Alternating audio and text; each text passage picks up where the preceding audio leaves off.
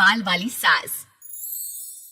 सास बहू की उम्र में माँ बेटी जितना फासला होता है, लेकिन फिर भी ना बहू को सास में माँ और ना ही सास को बहू में बेटी दिखती है। कैसे? ओहो, ये बाल भी ना संभाले नहीं संभलते, इतने लंबे और काले। देखने वाले तो कहते हैं कि बहू सास और सास बहू लगती है। कौन है ये लोग माँ जी? मुझे तो नहीं दिखते जो सास को बहू समझ रहे हैं। अरे चल छोड़ ना, जा चाय लेकर आ जा और किचन में मेहंदी भिगा देना। और हाँ, दोपहर को पार्लर वाली आ रही है मेरे हेयर स्पा के लिए, तो जरा गर्म पानी तैयार करके भाप की तैयारी भी कर देना। बहू खुद के बाल देखती है जो सूखे, बेजान और बेतरीके से बंधे होते हैं। बहू किचन की तरफ जाती है। यहाँ खुद के बालों को संभालने का टाइम नहीं है, न ही पैसा, लेकिन सास के बालों पर इन्वेस्टमेंट देखकर हैरानी ही होती है मुझे तो। दोपहर को पार्लर वाली सास के बालों को देखकर बोल पड़ती है, ओहो, ये कैसे बाल कर लिए आपने? 2 हफ्ते से मुझे बुलाया नहीं ना, तभी। अरे वो बहू के कारण। मेरे कारण? मैंने कब मना किया था आपको किसी चीज के लिए? अब तू ही मायके चली गई थी ना, अब मैं घर का खाना बनाऊं या फिर बालों की केयर करूं? तू जाकर पानी लेकर आ। इस बार मैं जो मसाज करूंगी ना, थोड़ा महंगा है, लेकिन अरे महंगे की चिंता ना कर, बस ये जो डिम्पल कपाड़िया जैसे बाल है वो शबाना आजमी जैसे ना हो जाए, इसका ख्याल रख। अब क्या था, सास के बाल पर जो बजट था वो घर के किचन के बजट जितना ही था, लेकिन बहू बेचारी करती क्या, बहू जो ठहरी। एक बार सास बहू मॉल में घूमने जाते हैं। माँ जी, एक ड्रेस लेना है, चलिए ना जरा डिजाइनर शॉप तक। हाँ चलो, वैसे भी बाल गीले हैं, थोड़ा बाहर घूमूंगी तो हवा से सूख जाएंगे। सास बहू दोनों मॉल में घूम रही होती है। सासू माँ, वो रहा मेरा स्टोर। अरे रुक, क्या है ये? जावेद हबीब। अरे चल तो जरा देखे तो। हाँ चलते ना माँ जी, बस एक ड्रेस ले लो। अरे ले लेना ड्रेस बाद में, किसने मना किया है लेने से? सास जावेद हबीब के पार्लर में जाती है, जहाँ सेल्स गर्ल उन्हें पकड़ लेती है। अरे कुछ बालों को सुंदर रखने के लिए क्रीम पाउडर दिखाओ ना, वो क्या है ना, थोड़े बेजान लग रहे हैं। क्यों नहीं, वैसे ये नया प्रोडक्ट लॉन्च हुआ है, इससे आपके बालों की खूबसूरती 4 गुना बढ़ जाएगी। इसे लगाने के बाद ना आपको हेयर स्पा करने की जरूरत पड़ेगी और ना ही किसी महंगे शैम्पू की। बस ये लगाइए और पूरे मोहल्ले में बाल चमकाइए, लहराइए और इतराइए। अरे वाह, कितने का है? इतना सस्ता कि आपको हंसी आ जाएगी। तो एक काम करते हैं ना, पहले हम हंसी लेते हैं, क्यों?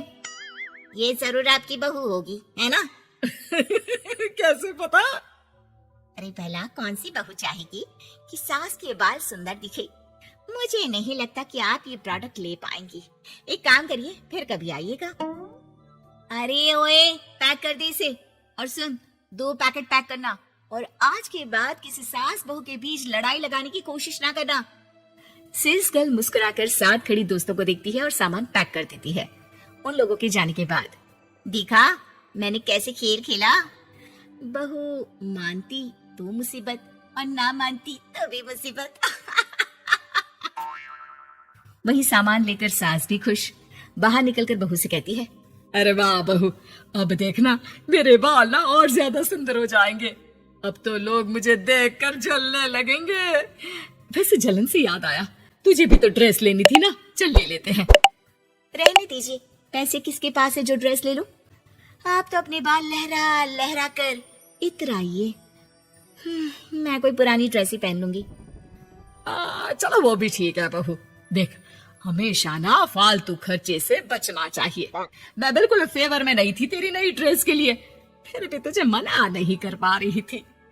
बहू के तो मन में आता है कि सास के इस बात के बाद वो उन्हें इतना अच्छा करारा जवाब दे, लेकिन चुप हो जाती है।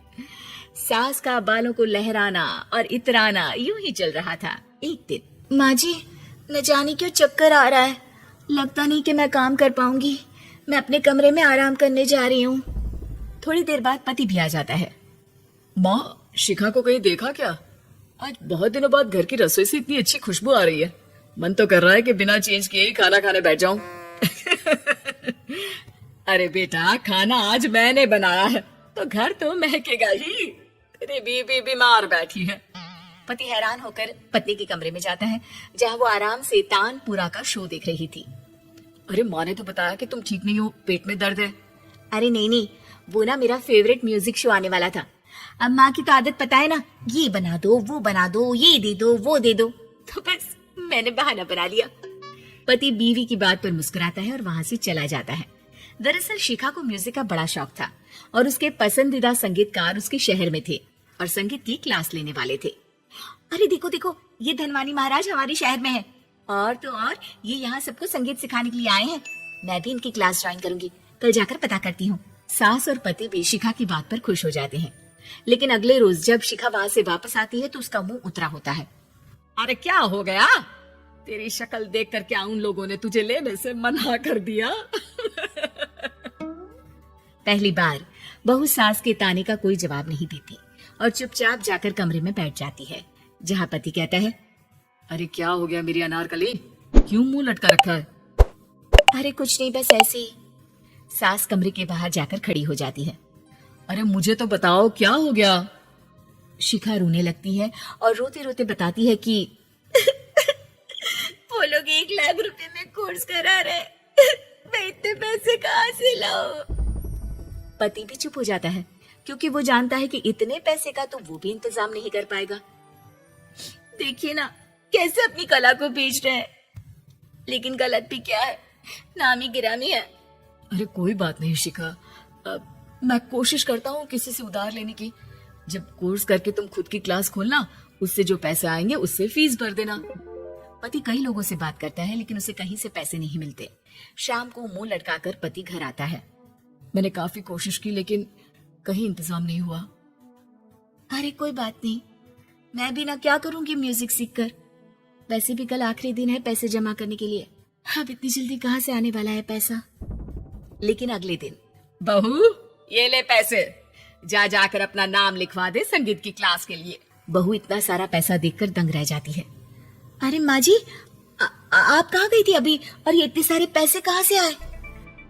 सास मुस्कुराकर पीछे मुड़ती है और बहू को अपने सर के बाल दिखाती है, जो अब छोटे छोटे होते हैं। मैंने ना अपने बाल उस विदेशी कंपनी को बेच दिए, जो बाल के बदले में पैसे देती है। अब मेरे बाल थे ही इतने सुंदर के 1 लाख मिल गए, वरना तेरे बालों का तो कोई 500 भी ना दे। बहू को सास की बात से रोना आ जाता है। वो सास के गले लग जाती है। लेकिन कोई मुझे करोड़ों भी दे ना, तो भी मैं इतनी अच्छी सास ना दूं।